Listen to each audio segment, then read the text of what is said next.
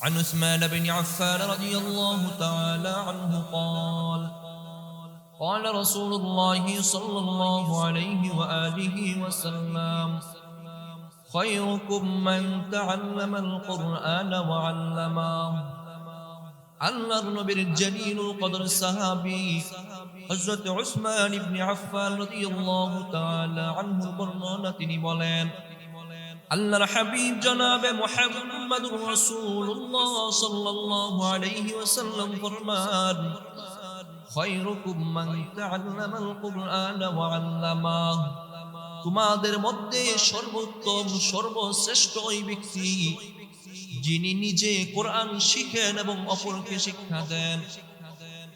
কথা বলবেন দুনিয়াতে সবচাইতে শ্রেষ্ঠ কোন ব্যক্তি?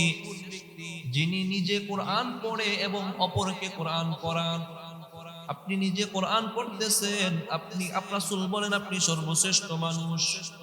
আমরা সর্বশ্রেষ্ঠ মানুষ হতে চাই কি? যে বছর আসে, আমার জীবনের বছর একটা একটা করে যাচ্ছে, এতে কি আমার জীবনের হায়াত বাড়তেছে না কমতেছে? কমতেছে। কিন্তু আমি আপনি উদাসীন মনে করতেছি বাড়তেছে। যদি উদাসীন নাই হতাম তো প্রতি বছর যখন নতুন বছর আসে উদযাপন করি কেন? উদযাপন করি কেন? যদি আশার আনন্দে উদযাপন করি তাহলে যাওয়ার বেদনায় কাঁদি না কেন? একই দিনে তো নতুন একটা আসতেছে, মানে আরেকটা তো ছুটেও যাচ্ছে। নতুন একটা আসতেছে, আরেকটা চলেও যাচ্ছে, সাথে সাথে আমার জীবনের হায়াতও কমতেছে। মুহতারাম হাজিরিন, আমরা হয়তো এই ব্যাপারে পহেলা 31শে ডিসেম্বরের রাতে কিছু আলোচনা শুনেছিলাম, যারা উপস্থিত ছিলাম, যে আমরা পিছনের গুনাহের কিভাবে তওবা করব বা সামনের জীবনের আমলগুলোকে কিভাবে গোছাবো।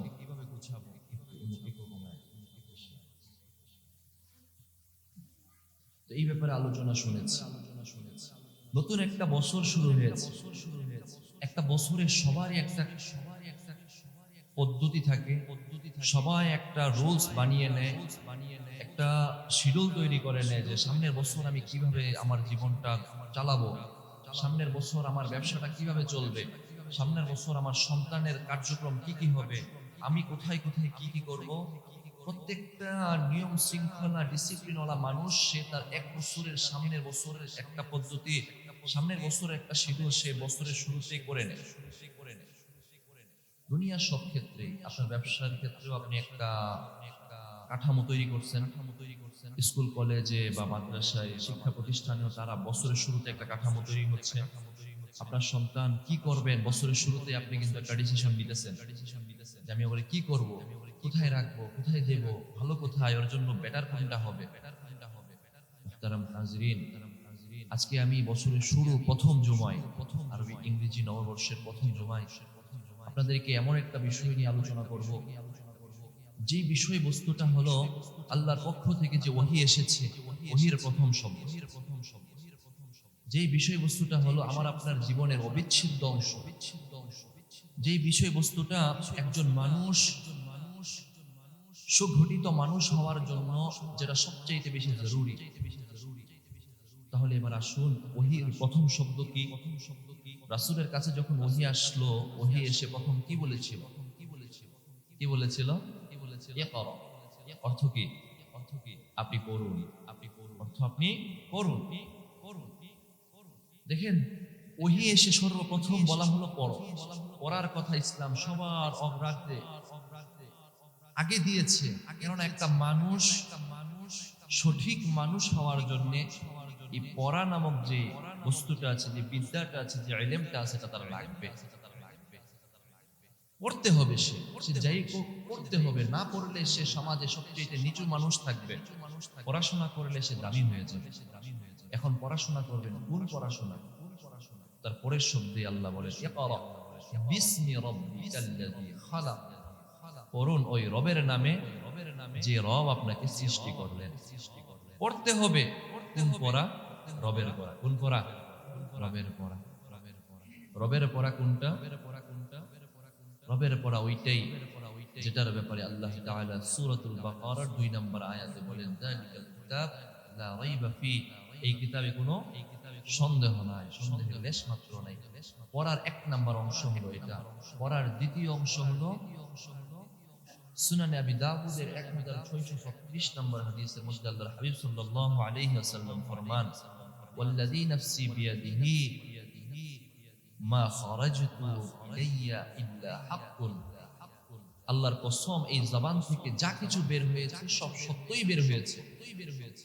আল্লাহ রাসূলের জবান থেকে যা বের হয়েছে সব সত্যই বের হয়েছে। রাসূল এটা কসম করে বলতেছে।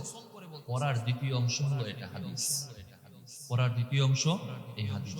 পড়তে হবে দুইটা, এক নাম্বার কোরআন, দুই নাম্বার হাদিস। এই দুইটা পড়লে ফায়দা কি? মুআত্তা মালিকের 1661 নম্বর হাদিসে আল্লাহর হাবিব সাল্লাল্লাহু আলাইহি ওয়াসাল্লাম ফরমান, তারাকতু ফীকুম আমরাইন লান তাদিল্লু মা তামাসসাকতুম বিহিমা কিতাবাল্লাহি ওয়া সুন্নাত রাসূলিহ। যে আমি তোমাদের মাঝে, রাসূল বিদায় হজের ভাষণের দিন বলে যাচ্ছেন, আমি তোমাদের মাঝে দুইটা জিনিস রেখে যাচ্ছি, যতদিন পর্যন্ত এই দুইটা জিনিসকে আঁকড়ে ধরবা তোমরা কখনোই পথভ্রষ্ট হবা না। দুইটা জিনিস কি কি? এক নাম্বার কিতাবুল্লাহ, এক নাম্বার আল্লাহর কিতাব কোরআন, দুই নাম্বার ওয়া সুন্নাত রাসূলিহ, আল্লাহ রাসূলের সুন্নাত হাদিস। এই দুইটাকে ধরবা, পথভ্রষ্ট হবা না। শুনলাম পড়তে হবে, তারপর জানলাম কি কি পড়তে হবে, কোরআন এবং হাদিস। আর এই দুইটাকে আঁকড়ে ধরলে পথভ্রষ্ট হব না। এই জন্য আমাদেরকে পড়তে হবে এটা। এখন আমরা যারা না পড়ে স্কুল কলেজে পড়াশোনা করলাম, তারা কি পথভ্রষ্ট হয়ে গিয়েছে? হ্যাঁ, আমলের জন্য যতটুকু জরুরি, তালাবুল ইলমি ফারিদাতুন আলা কুল্লি মুসলিম, ততটুকু কিন্তু পড়তে হবে। এটা আমার জন্য আবশ্যক, ততটুকু পড়তে হবে।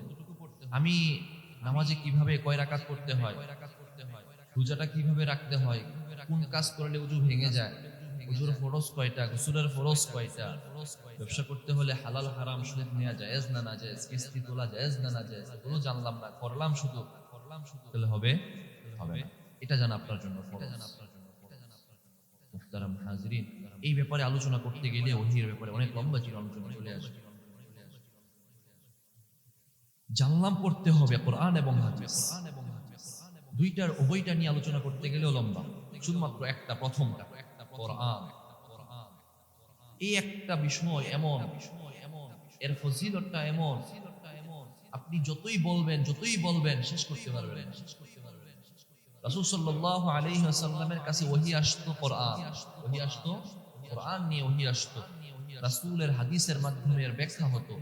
রাসূল সারাটা জীবন ব্যাখ্যা করে গিয়েছেন, ফজিলত বর্ণনা করে গিয়েছেন, কত শত ফজিলত বর্ণনা করে গিয়েছেন।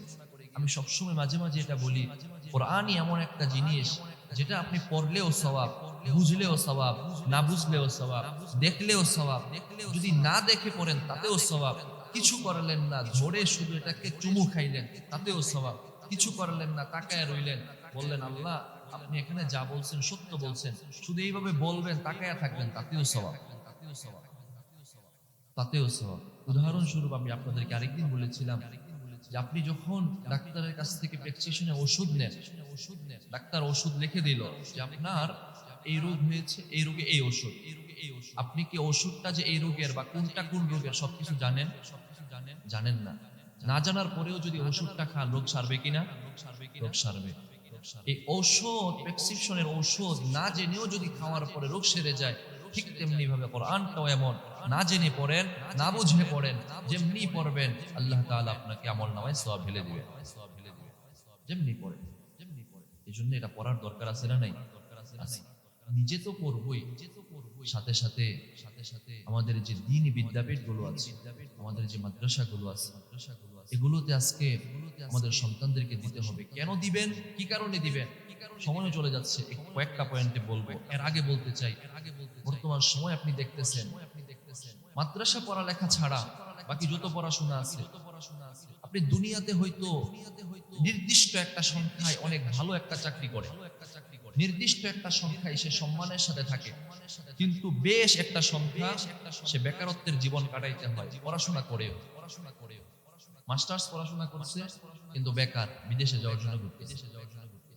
আপনি তারা বিদেশে পাঠাবেন, আমার কোনো আপত্তি নেই, তারা একটু বেসিক মাদ্রাসার পড়াশোনাটা দিয়ে দেন না। তারপরে দেখেন যাদেরকে বলছিলাম পড়াশোনা করার পর উচ্চপদস্থ চাকরি পায়, এর মধ্যে বৃহৎ একটা অংশ দ্বীনি জ্ঞান না থাকার কারণে সে হালাল হারামের তোয়াক্কা করে না।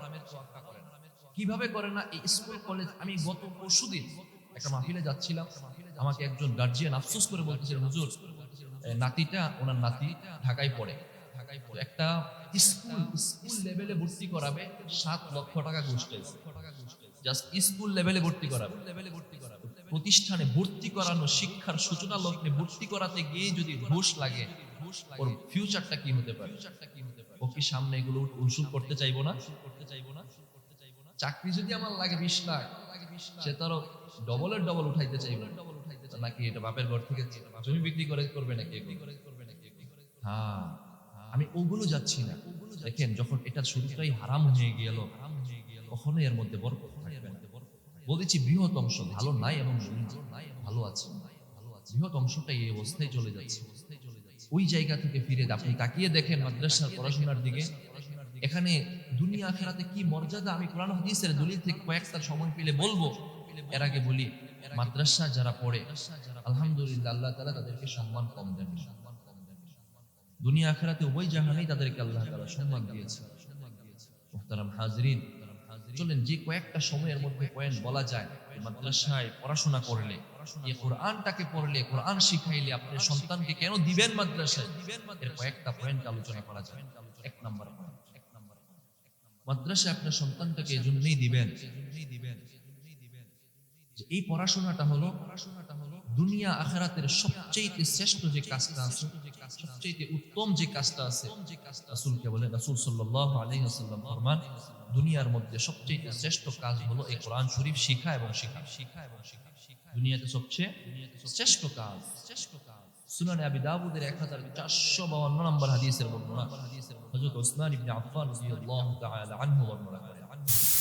عن عثمان بن عفان رضي الله تعالى عنه قال قال رسول الله صلى الله عليه وآله وسلم خيركم من تعلم القرآن وعلمه. আল্লাহর নবীর জলিলুল কদর সাহাবী হযরত উসমান ইবনে আফফান রাদিয়াল্লাহু তাআলা আনহু বর্ণনা, তিনি বলেন, আল্লাহর হাবিব জনাবে মুহাম্মদুর রাসূলুল্লাহ সাল্লাল্লাহু আলাইহি ওয়াসাল্লাম ফরমান, খায়রুকুম মান তাআল্লামাল কুরআন ওয়া আল্লামাহু, তোমাদের মধ্যে সর্বোত্তম সর্বশ্রেষ্ঠ ওই ব্যক্তি যিনি নিজে কোরআন শিখেন এবং অপরকে শিক্ষা দেন। কথা বলবেন, দুনিয়াতে সবচাইতে শ্রেষ্ঠ কোন ব্যক্তি?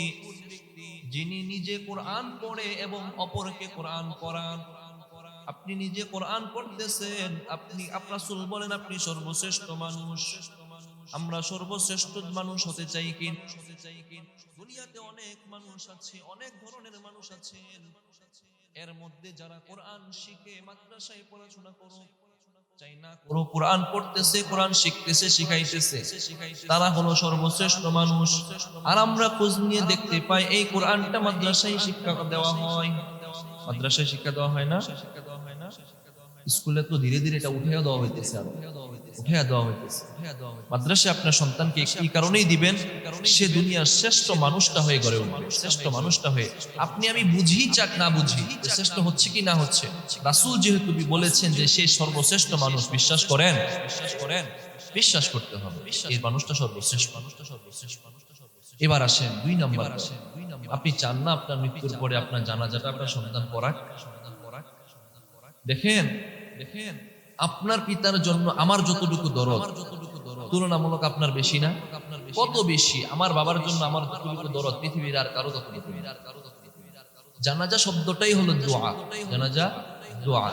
এখানে নামাজে দাঁড়িয়ে দুরূদ শরীফ পড়া হচ্ছে, সানা পড়া হচ্ছে, তারপরে একটা দোয়া পড়া হচ্ছে, আল্লাহুম্মা গফির লি হাইয়িনা ওয়া মাইয়িতিনা। এই যে দোয়াটা আমার বাবাকে নিয়ে যখন আমি দাঁড়াবো, আমার মাকে নিয়ে যখন আমি দাঁড়াবো জানাজায়, এই দোয়া পর্ব পড়ার আগেই তোমার চোখ বেয়ে পানি চলে আসবে, আমার অন্তরটা ভেঙে যাবে, আর আল্লাহর আরশটা তখন কেঁপে উঠবে। আল্লাহ তখন আমার বাবার আমলনামায় যদি কোনো গুনাহ থাকে সাথে সাথে মাফ করে দিবে। কেন মাফ করবেন? কারণ আমি দোয়াতেই তো বলতেছি আল্লাহুম্মা গফিরলি হাইয়িনা, ওগো আল্লাহ আমার সামনে যে মৃতটা আছে, আমাদের যে মৃত আমার বাবাকে নিয়ে যে আমি দাঁড়াইলাম, আমার বাবারে আপনি মাফ করে দেন। আপনি এতটা আবেগ নিয়ে যদি আল্লাহর কাছে চান, আল্লাহ কি মাফ করবেন না? দুনিয়ার মানুষের কাছে যদি আপনি আবেগ নিয়ে চান, দুনিয়ার মানুষও তো আপনাকে ফেরায় না। একটা ভিক্ষু একবার গেল, দুইবার গেল, তিনবার গেল, গিয়ে যদি একদম কান্না করে দেয়, বলে যে আমার পরিবারে কেউই নেই, অনেক কষ্টে চলতেছি, কিছু দেও, আপনার মায়া হবে না? দুনিয়ার সাধারণ আপনি মানুষ 100 ভাগের 1 ভাগ পুরো পৃথিবীর মানুষকে আল্লাহ বন্টন করে যে মহাব্বত দিলেন, যে দরদ দিলেন, এই দরদ পেয়ে আপনি একটা মানুষের এত দরদ যদি থাকতে পারে, আহকামুল হাকিমিন রব্বুল আলামিন যিনি নিজের জন্য 99% দরদ মহাব্বত রেখে দিয়েছেন, ওই আল্লাহর মহাব্বত দরদ কত বেশি, ওই আল্লাহর সামনে যদি আপনি দুটো চক্ষু পানি ফেলে দিয়ে আপনার বাবার জন্য মাগফিরাত চান, আল্লাহ অবশ্যই আপনার বাবাকে ক্ষমা করে দিবেন।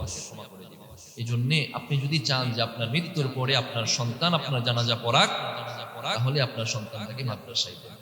না হয় দিবেন স্কুলে, সে পড়লো, অনেক বড় ব্যারিস্টার হলো, অনেক বড় ইঞ্জিনিয়ার হলো, অনেক বড় ডাক্তার হলো, অনেক বড় লয়ার হলো, কিন্তু সে গিয়ে কি করলো? দাড়িটা কামাইয়া ফেললো। দাড়িটা যখন কামাইলো, সে যদি জানাজার নামাজ পারেও, জানাজার নামাজটা যখন পড়াবে, তাহলে নামাজটা মাকরুহ হয়ে যাবে। কেননা ফাসেক ব্যক্তি সে, যে দাড়ি কামায় সে ফাসেক। আপনি কি চাইবেন যে আপনি একজন দাড়ি কামায় নামাজ পড়তে? আপনি যদি না চান আপনার মৃত্যুর পরে আপনার সন্তান দাড়ি কামান না ব্যক্তি দাড়ি নামাজ পড়াইবে, আপনি কেমনে? কারণ ওই সময় আপনার কোনো শক্তি নেই, আপনি বলতে পারবেন না। এই জন্য বিনীত আরজ, যদি চান যে আপনার সন্তান আপনার জানাজার নামাজটা পড়া, তাহলে অন্তত সন্তানটাকে মাদ্রাসায় দিন। গেল 2 নাম্বার পয়েন্ট। 3 নাম্বার পয়েন্ট, দুনিয়াতে তো তাদের কোরআন পড়লে যে সম্মান আপনি সন্তানটাকে দিবেন সম্মানের খাতিরে, এতে করে আপনি যে কুরবানিটা করলেন, হয়তো মাদ্রাসায় দেওয়ার কারণে আপনি অনেক বড় একটা সুবিধা পাইতেন। সন্তানটা সরকারি চাকরি করে, সরকারি নকরি করে, অনেক বেতন পায়, আপনি সুখে স্বাচ্ছন্দ্যে জীবনযাপন করতে পারতেন, কিন্তু সেটা পারেন নাই, একটু কষ্টেই গেল জীবনযাপন। কিন্তু আপনার জন্য আখেরাতে আল্লাহর পক্ষ থেকে অনেক বড় সম্মান মর্যাদা রয়ে গিয়েছে। কেমন সম্মান? দেখবেন বাহিরের দেশে যারা বড় বড় ইউনিভার্সিটি থেকে পড়াশোনা করে, বা আমাদের বিশ্ববিদ্যালয়গুলোতেও যারা ডিগ্রি অর্জন করে, তাদেরকে একটা ক্যাপ পরানো হয়, হ্যাঁ, কালো ধরনের উপরে, হ্যাঁ, একটা টুপি পরানো হয়। আল্লাহর হাবিব সাল্লাল্লাহু আলাইহি ওয়াসাল্লাম ফরমান, দুনিয়াতে যেই টুপিটা পরানো হয়, যারা দুনিয়াতে যারা মাদ্রাসায় কোরআন পড়াশোনা করবে, হাফেজ হবে, কোরআন পড়বে, তাদের বাবা মাকেও কিয়ামতের দিন আল্লাহ তাআলা একটা নূরের টুপি পরাইবেন। এই টুপিটার আলো কেমন হবে? 13 লক্ষ মাইল দূর থেকে যদি সূর্যটাকে তোমার ঘরের ভিতরে এনে দেওয়া যায়, ঘরের ভিতরে সূর্যটা এই একটা ঘরকে যেমন আলোকিত করবে, তোমার মা বাবার মাথার মুকুটটাও এর চাইতে বেশি আলোকিত হবে। সুনান আবি দাউদের 1453 নম্বর হাদিস, হযরত সাহাল ইবনে মুআয রাদিয়াল্লাহু তাআলা আনহু عن سهل بن معاذ رضي الله تعالى عنه قال قال رسول الله صلى الله عليه وآله وسلم من قرأ القرآن وعمل بما فيه ألبس والداه تاجا يوم القيامة ضوءه أحسن من ضوء الشمس في بيوتكم الدنيا لو كانت فيكم আল্লাহর হাবিব সাল্লাল্লাহু আলাইহি ওয়াসাল্লাম ফরমান, মান ক্বারাআল কুরআন, যে সমস্ত ব্যক্তিরা কোরআন শিখে, কোরআন পড়ে, ওয়া আমিলা বিমা ফিহি, এবং কোরআন অনুযায়ী আমল করে, কোরআন পড়েছে এবং কোরআন অনুযায়ী আমল করেছে, উলবিসা ওয়ালিদাহু তাজাই ইয়াউমাল কিয়ামাহ, ওই ব্যক্তিদের পিতা মাতাকে আল্লাহ কিয়ামতের দিন একটা টুপি পরাইবেন। দাউহু আহসানু মিন দাউইশ শামসি, ওই টুপিটার আলো এমন হবে দুনিয়ার সূর্যটার চেয়েও তার আলো বেশি হবে। কেমন বেশি? ফি বুয়ুতিকুমুদ দুনিয়া লাউ কানাত ফিকুম, ওই 13 লক্ষ মাইল দূরের সূর্যটা যদি তোমার ঘরে এনে দেওয়া যেত, ওই সূর্যটা তোমার ঘরকে যেমন আলোকিত করতো, তোমার মা বাবার মাথায় যে টুপিটা পরানো হবে ওই টুপিটা তার চাইতে বেশি আলোকিত হবে। এই হাদিসের শেষে আল্লাহর হাবিব সাল্লাল্লাহু আলাইহি ওয়াসাল্লাম ফরমান, ফামা যন্নুকুম বিল্লাযী আমিলা বিহাযা, একটু কল্পনা করে দেখো, যেই সন্তানটা, যেই বাচ্চাটা কোরআন পড়লো, কোরআন অনুযায়ী আমল করলো, তার মা বাবাকে যদি এত সম্মান দেওয়া হয়, ফামা যন্নুকুম, একটু কল্পনা করে দেখো, আল্লাযী বিমা আমিলা বিহাযা, যে নিজে কোরআন পড়লো, নিজে আমল করলো, আল্লাহ তাকে কত সম্মান দান করবেন। একটু কল্পনা করো, রাসূল এটাই বলতেছেন আপনারা, একটু কল্পনা করো না, দেখো তাকে কত সম্মান দিবে, কত সম্মান দিবে। একটু কল্পনা করো কত সম্মান আল্লাহ তাকে দেবে। এজন্য আপনি যদি চান যে আপনি কিয়ামতের দিন আদম থেকে নিয়ে দুনিয়ার শেষ মানুষটা পর্যন্ত যেখানে উপস্থিত, ওই একটা মজমায় আপনাকে আল্লাহ তাআলা সম্মানিত করুক, তাহলে সন্তানটাকে মাদ্রাসায় দেন, কোরআন শিখান, কোরআন অনুযায়ী আমল করা শিখান। মাদ্রাসায় এটাই তো শিখানো হয়। ওই যে শুরুতেই বলেছিলাম, কোরআন হাদিস শিখবো কয়টা? দুইটা, কোরআন হাদিস, তাই না? কোরআন শিখবেন, আমল করার জন্য হাদিস লাগবে, এই দুইটা শিখা। সবটা তো আর কথা বলা যাবে না, এজন্য প্রথমটার ব্যাপারেই কথা আজকে বলতেছি। এখন এটা যদি আপনি শিখান, তাতে আপনারও ফায়দা কম না। আল্লাহ তাআলা আমাদেরকে বুঝার, আমল করার তৌফিক দান করেন। মুহতারাম হাজিরিন, এই যেখানে কোরআন শিক্ষা দেওয়া হয়, আমরা চাই যে আমাদের ঘরে বরকত হোক, আমাদের খাবারে বরকত হোক, রিজিকে বরকত হোক, সুস্বাস্থ্যে বরকত হোক, সবকিছু বরকত চাই। অল্পতে যেন বরকত হয়, সবসময় এটা চাই। কিন্তু বরকত কোন জায়গায়, সেই জায়গা থেকে আমরা দূরে চাই বরকত, কিন্তু বরকত যেখানে আছে সেখান থেকে দূরে। রাসূল সাল্লাল্লাহু আলাইহি ওয়াসাল্লাম ফরমান, যেখানে কোরআন পড়া হয়, যে জায়গাটায় কোরআন পড়া হয়, কোরআনের আলোচনা হয় অথবা কোরআন তেলাওয়াত হয়, ওই জায়গাটাকে আল্লাহ তাআলার পক্ষ থেকে রহমতের ফেরেশতারা ওই জায়গাটাকে ঘিরে রাখে। আল্লাহর পক্ষ থেকে অনবরত রহমত ওখানে বর্ষিত হতে থাকে। আল্লাহ তাআলা, এই যে আপনার ছেলেটা কোরআন পড়বে, আল্লাহ তাআলা আপনার এই শিলের ব্যাপারে, আল্লাহ তাআলা আরশে আল্লাহ তাআলা রহমতের ফেরেশতাদেরকে নিয়ে এই সন্তানের ব্যাপারে কথা বলতে থাকে, তাদের ব্যাপারে আলোচনা করতে থাকে। সুনান আবি দাউদের 1455 নম্বর হাদিসের মধ্যে আবু হুরায়রা রাদিয়াল্লাহু তাআলা আনহু থেকে বর্ণিত, রাসূল বলেন, عن أبي هريرة رضي الله تعالى عنه قال قال رسول الله صلى الله عليه وآله وسلم ما اجتمع قوم في بيت من بيوت الله يتلون كتاب الله ويتدارسونه بينهم إلا نزلت عليهم السكينة وغشيتهم الرحمة وخفتهم الملائكة وذكرهم الله في من عندهم। আল্লাহর নবীর সাহাবী হযরত আবু হুরায়রা রাদিয়াল্লাহু তাআলা আনহু বর্ণনা, তিনি বলেন, আল্লাহর হাবিব জনাবে মুহাম্মদুর রাসূলুল্লাহ সাল্লাল্লাহু আলাইহি ওয়াসাল্লাম ফরমান, মাজতামা কওমুন ফি বাইতিন মিন বুয়ুতিল্লাহ, আল্লাহর কতক বান্দা বান্দি যখন কোন একটা ঘরের মধ্যে একত্রিত হয়, মানে আমাদের মসজিদের পাশে যে দোতলা আছে, দোতলার মধ্যে আপনি গিয়ে দেখবেন একটা কামরা, বাইতিম মিন বুয়ুতিল্লাহ, একটা ঘর, ইয়াতলুনা কিতাবাল্লাহ, রাসূল বলেন ওখানে কোরআনের তেলাওয়াত করা হয়। আপনি এসে দেখবেন ফজরের 1 ঘন্টা আগে থেকে এশারের 2 ঘন্টা পর পর্যন্ত এই ঘরের ভিতরে সারাক্ষণ কোরআন তেলাওয়াত করা হয়। হাদিসের সাথে আমি মিলিয়ে দিচ্ছি, রাসূল বলেন ইয়াতলুনা কিতাবাল্লাহ ওয়া ইয়াতাদারাসুনাহু বাইনাহুম, এবং কোরআনের আলোচনা করা হয়, কোরআন শেখানো হয়, কোরআন মুখস্থ করা হয়, কোরআন শোনানো হয়, কোরআনের আলোচনা করা হয়। রাসূল বলেন যে জায়গাটায় এমন কিছু করা হয়, ওই জায়গাটার মধ্যে কি হয়, ইল্লা নাযালাত আলাইহিমুস সাকিনাহ, ওই জায়গাটার মধ্যে অনবরত আল্লাহর পক্ষ থেকে রহমত বর্ষিত হতে থাকে। আমি আপনি রহমত চাই, বরকত চাই, কোন জায়গায় রহমত ওই জায়গা থেকে দূরে সরে আছি। একটা পানির ট্যাপ ছেড়েছি, ট্যাপের সোজাসুজি আমাকে বোতলটা ধরতে হবে, তাহলে না পানি বোতলের মধ্যে ঢুকবে। ট্যাপ ছাড়লাম এক জায়গায়, বোতল ধরলাম আর এক জায়গায়, বোতল পড়বে কিনা? বোতল যেমন ভরবে না, রাসূলও জানিয়ে দিলেন রহমত হলো এক জায়গায় তুমি যদি গিয়ে খুঁজো, অন্য জায়গায় তুমিও কিন্তু রহমত পাবা না। এই যে জায়গায় কোরআনের তেলাওয়াত করা হয়, ইল্লা নাযালাত আলাইহিমুস সাকিনাহ, সারাক্ষণ ওই জায়গাটায় আল্লাহর পক্ষ থেকে রহমত বর্ষিত হতে থাকে। ওয়া খাফফাতহুমুল মালায়েকা, এই জায়গাটাকে আল্লাহ তাআলা এই জমিন থেকে নিয়ে আসমান পর্যন্ত আল্লাহর একদল ফেরেশতা এই জায়গাটাকে ঢেকে রাখেন, এই জায়গাটাকে ঢেকে রাখেন।